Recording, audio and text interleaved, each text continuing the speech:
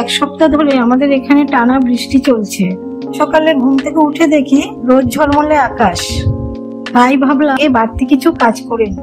যথারীতি এক্সট্রা অনেক কাজ করে যখন রান্না করতে যাই তখন অনেক বেলা হয়ে গেছে। তাই ভাবলাম রান্নাটা চটজলদি সারবো। ফ্রিজ খুলে দেখি ফ্রিজে বাঁধাকপি আছে আর আগে থেকে চিনি বাদাম ভাজা ঘরে আছে।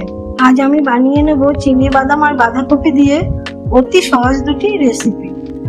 মায়ের রেসিপি বানানো আপনাদের সকলকে স্বাগত।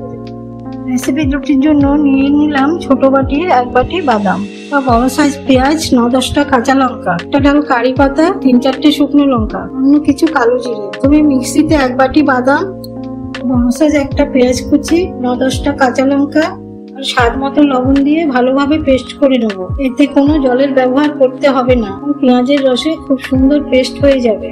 অপরদিকে ভাত বসিয়ে ভাতের মধ্যে দিয়ে দিয়েছি টুকরো বাঁধাকপি।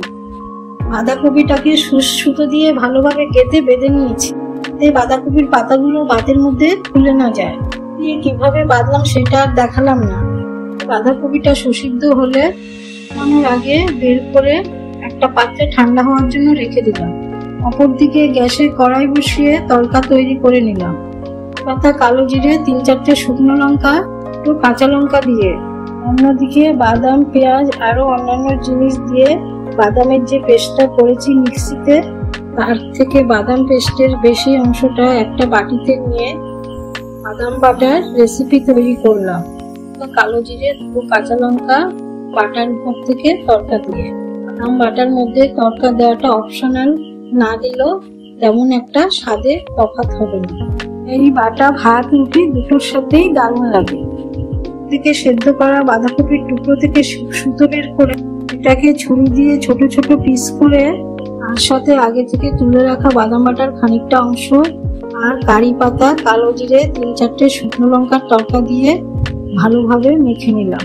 তাতে তৈরি হয়ে গেল বাদাম বাটা দিয়ে বাঁধাকপি ভাতে মাখা। এইভাবে অতি সহজে রেডি হয়ে গেল বাদাম দিয়ে দুটো রেসিপি।